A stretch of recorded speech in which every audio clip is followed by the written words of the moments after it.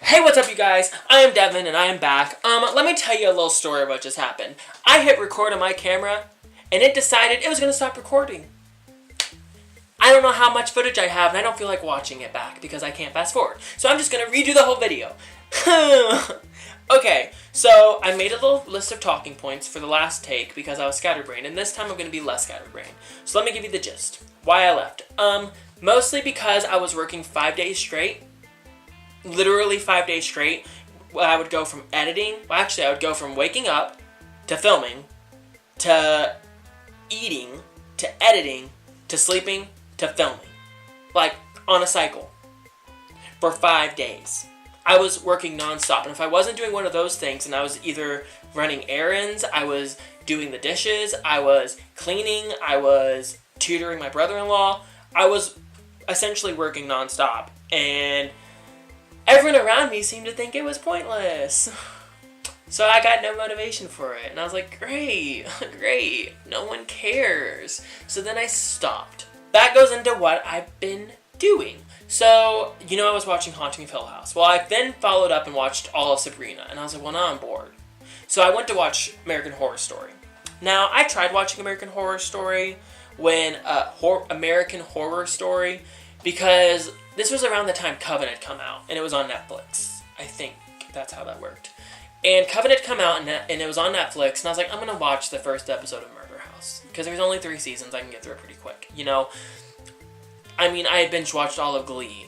I think I could get through 3 seasons of a show. Watched the first episode, was so bored, I quit. I came back a year later, and I watched the rest of Murder House, and I was still bored. And I was like, yeah, this show sucks, it's not scary. So then Stranger Things came out, and I watched Stranger Things, and then Sense8 came out, and I watched Sense8, and I've been, like, biding my time for the last couple of years. And then I saw videos of American Horror Story Coven clips popping up of the 7 Wonders, and I watched all of them. And I was like, well, I don't know what I just spoiled for myself, but I'm going to watch clips from Freak Show, too. So I watched clips from Freak Show, and then, like, this was so slow. This was a long process. So then I was like, you know what? I might as well just watch Coven. Everyone says Coven's the best season. Everyone says skip Asylum. So I skipped Asylum, watched Coven. Fell in love. Coven had me hooked from episode 1. Like, within the first 10 minutes, I was like, this is good. The vid's on again. Well, wait. I'll be back.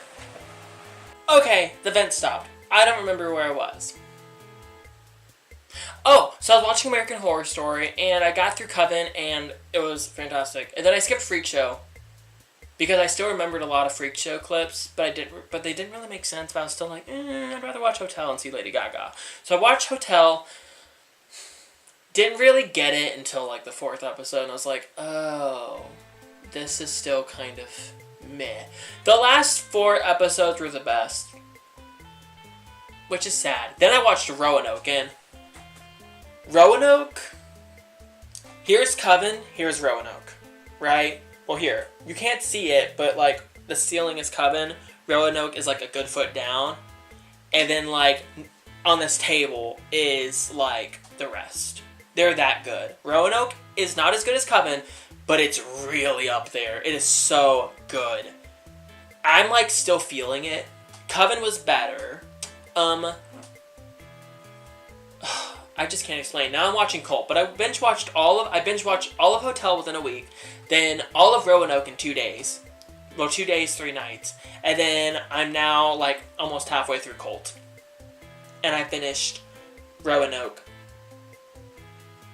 last night? So what I've also been doing a couple other things. Trying to get college together. I've been tutoring my brother-in-law in math, and I have been doing NaNoWriMo. Now, NaNoWriMo is a competition in the month of November. Is this filming? Yeah. I thought it wasn't. So, it's a competition, sort of. It's not really a competition. It's more like a challenge in November.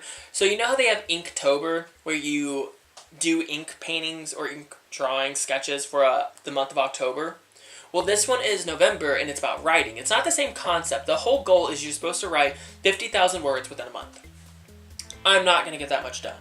But what I have gotten done is I figured out what I wanted to do with an old idea I had. See, I have tons of ideas. Some of them are better for films. Some of them are... I have a ton of show ideas. I have good ideas for, like, campaigns, like if it was a video game or if it was, like, a tabletop game. And I have tons of books of ideas. But my book ideas would be better off as shows because of how the style I like to convey storytelling. But then I had, like, an epiphany with this old story I've been trying to get around. I had a friend named Annie. Some of you know her. Love her to death. Giving you a shout out, Annie. I'm not going to say her last name now because that's weird. But she was like my editor for a good chapter or two in my book. And I realized I didn't like the way I was doing it because I had multiple points of view. But I figured out that I'm going to do it now through a collection of short stories. Because I have scenes. I come up with good scenes in my head. Right? And I feel like in a classical book, I have to connect them more slowly and intricately. But I don't like that. So I'm changing it up.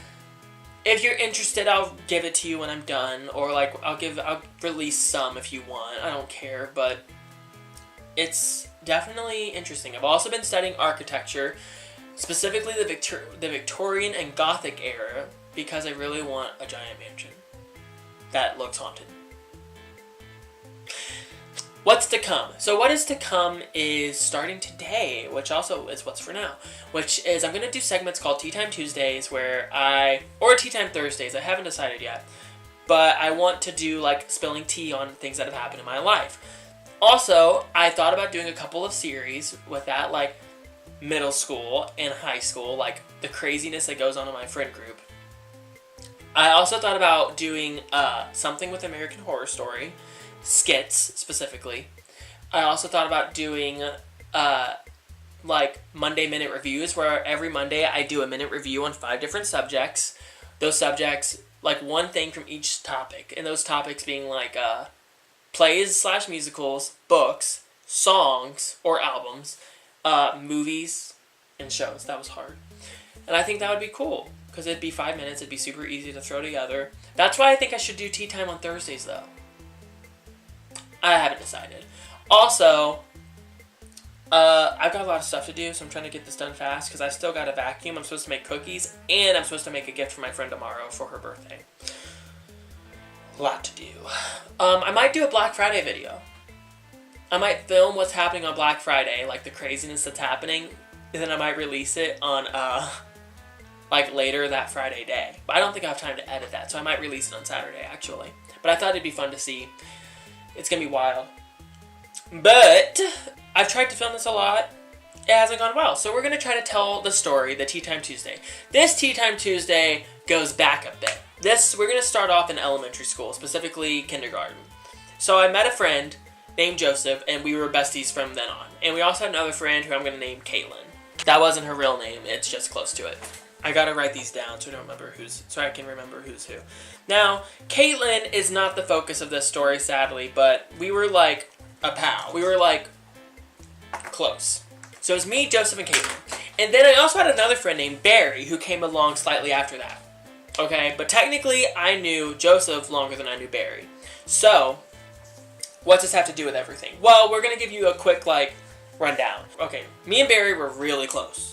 Like, go over to his house, spend the night. We once played Luigi Mansion, and, well, we would always play Luigi's Mansion at his house, but we would always, like, for some reason lose the save or something, or we'd come over, like, let's start it over, and we would get so scared of that game.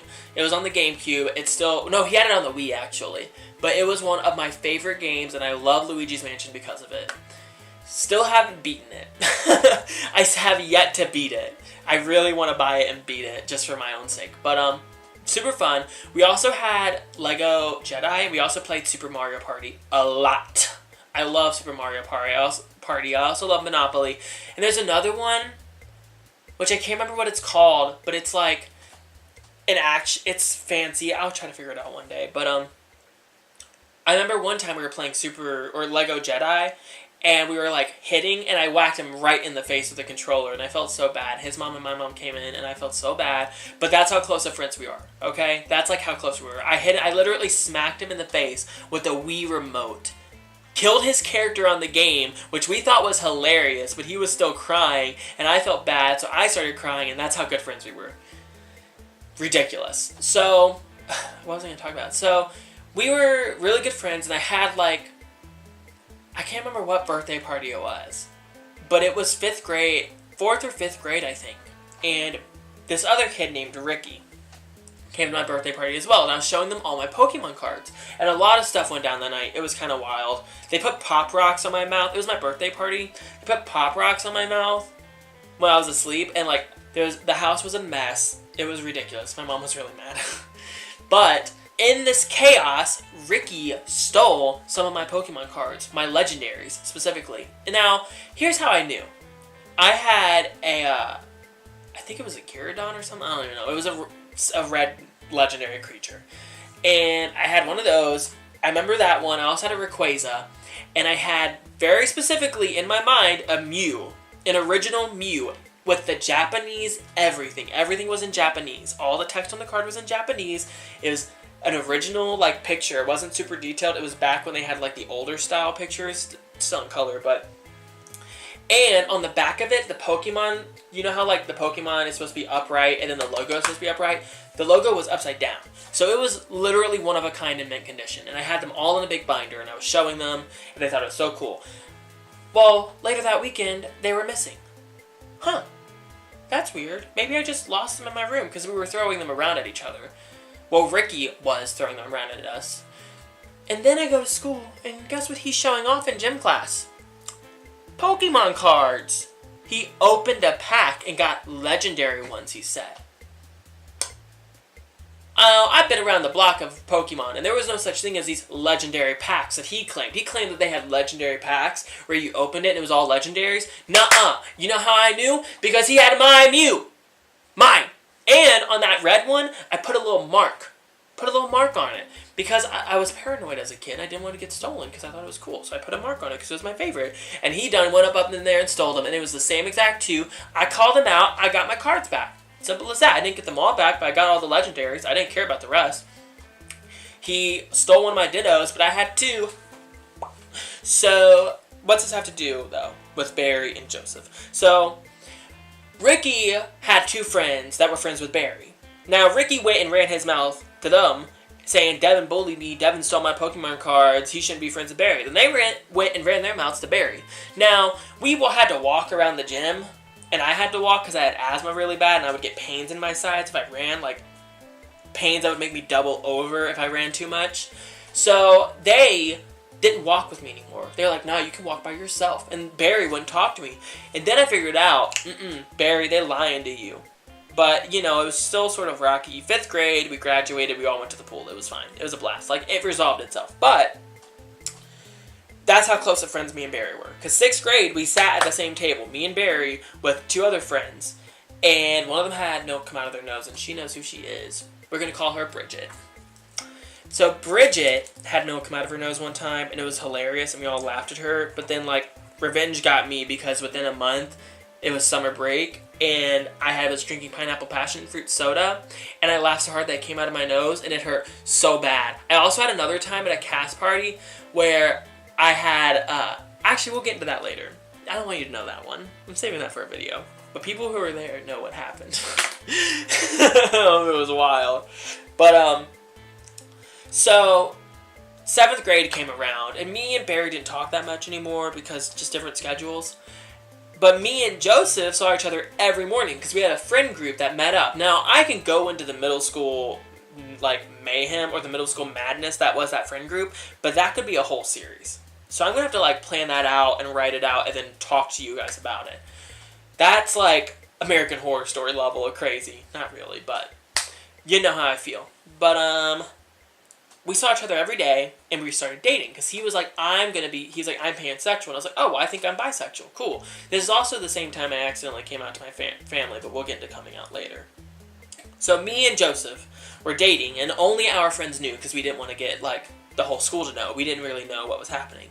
So Joseph and I were dating for, like, a good 3 months, maybe more. I can't remember. Middle school. Blocked it out. And then someone found out and told everyone, and it was either like our friend group or it was Barry, because Barry had seen us multiple times. And I was like, oh, it's no big deal. I was like, yeah, I'm just bi now. It's okay. He was like, oh, okay, you still like girls though? And I was like, yeah, I still like girls. He's like, oh, okay, cool, I won't tell anyone.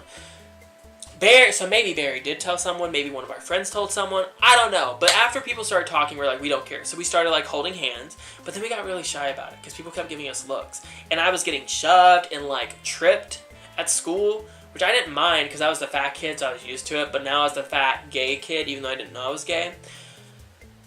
Wasn't really a sad time, people. Not really. So then he broke up with me because he didn't like all the attention, essentially. And I was a bad boyfriend. But I will say, one of the reasons he cited was because I was a bad kisser. But I had only kissed a boy once, okay? My first time kissing him. And he said I was a bad kisser. But you know what? I was trying to do what they did on the movies with, like, the lips. And I was trying to French kiss, which that's probably where I went too far. And he was just deadpan. He just went... He didn't do anything. He was like, you tried to eat my face off. I was like, well, you're a dead fish, so no wonder I was trying to eat you. I was hungry. Biatch. Joseph knows who he is if he's watching this. We're still great friends today. It's just funny. I hope he's a better kisser for the sake of his girlfriend and the ones he's had before. Because, like... Oh, boy. That was shade. I love him to death, though. This is our friendship. But then 8th grade year came around, and people were like, Devin's gay. Oh, yeah. And then they said, like, other words I don't say. But I was like, yeah, you know what? I am. And that's the year I really, like, came out to everyone, kind of.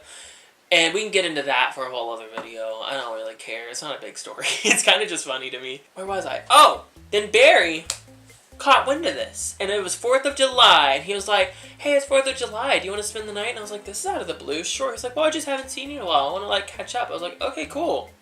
Sure. I was still the fat kid at this point. And I was like, sure, let's hang out. So I went to his house. I was spending the night. We did fireworks and all that. And then we were playing games. I don't remember what game. It's probably, like, something weird. He was like, so, are you gay? And I was like, yeah. And he was like, oh, like, really gay? I was like, yeah. He's like, so you like dudes? I was like, yeah. He's like, you don't like girls? I was like, no, I don't like girls anymore. He's like, oh, okay. And then we played games for like 30 more minutes, and then we went to sleep. And like, it was kind of quiet the rest of the night. I woke up, and I was like, oh, hey. And he was like, oh, hey. Like, he didn't wake me up. And he used to wake me up. And here's the thing. I usually wake up before people when I spend the night at their house. But I was really tired that night, and I woke up second. And usually he would wake me up if he woke up, because his mom would make breakfast for us. And I just go in there, he was like, oh, hey. And he was like, hey. I was like, okay. He was like, so when's your mom picking you up? And I was like, she can pick me up now. And then I went home, and then I saw him at school the next day, and I said, oh, hey. He didn't say anything. So, Barry betrayed me. And that's just one of my tea time stories of Devin's life. Honestly, though, what's really funny about it all is senior year, we had a lead class together, which is like a forced thing, and we had a homeroom together every week, and he sat right next to me. And I swear, so many times I was sitting there and I was like, so, how's life? But then he just sort of stopped showing up to school, and I always felt bad, because I never hated him. I was just like, dude, we could still be friends. So that's tea time with Devin. But it's not all bad, because one of the kids who was Barry and Ricky's friends that Ricky went and told to, like, tell Barry to not be friends with me, we'll name him Luke. And there's 2 Lukes. So I'm going to name this one Luca. We'll name this one Luca. Now here's the funny thing. Both Lukes had last names that start with the first letter. And they were both like, both of them did not like me for a very long time, and I didn't know why. But Luca specifically was one of the kids that like bullied me in middle school. And totally surreal experience one day. I went to Barnes & Noble with Joseph, and Luca came in, and I was like, I'm gonna walk away. So I kind of just walked away to like the next aisle, and I was just like, I'm not gonna talk to him. And he was talking to Joseph, and he was like, oh, hey Devin. I was like, oh, hey Luca. He was like, how you been? And then we had a conversation. And it was the most awkward conversation of my life. Because he was like, how you been? What's up? Like, I haven't seen you in forever. Like, how's high school? How's classes? Like, what are your plans for college? And I was like, are you the same person? Do you not remember the things I remember? Because I remember a lot. And you were not this friendly when we met 3 years ago. And then, want to know what's crazy? My dad, like, goes and works at houses. He went to work at his house the next day. He was like, oh, yeah, I don't know the kid's name. The son was like, said he saw you, and he was asking how you've been and stuff. And I was like, are you talking about Luca? He was like, yeah, Luca, that was his name. And I was like, what? Why does he care? He was like, yeah, he was saying you're a really good guy, and you're really cool, and, like, people at school really like you. And I was like, what? Here's a little lesson to you, okay? This is the whole point. There's a moral to this story. As time goes on, and you grow up, people change. For example, me and Barry were super close. And then as time went on, we grew apart. And me and Luca were, like, always clashing. Like, he bullied me. Like, physically and mentally bullied me. But then, we didn't care. We got older and we became friends. So where me and Barry drifted, me and Luca got closer. I really wish I would have actually gotten in touch with him, because he probably was pretty cool at that point. Like, he looked like he had his life together. I mean, I certainly didn't, but he looked like he did. So, the moral of the story is, where one thing fades away, another thing grows, apparently. That's my story. So this has been Tea Time Thursday. I hope I can cut this down to be pretty short. I'm just going to use this one take and, like, cut it down. But, yeah, that's it. Let me know what you want to see. I'm actually coming back to YouTube. I've got a lot to do today, though. I'm going to try to get this up, but I've still got to make a gift, bake cookies, and vacuum. So wish me luck. This is me signing out. Bye!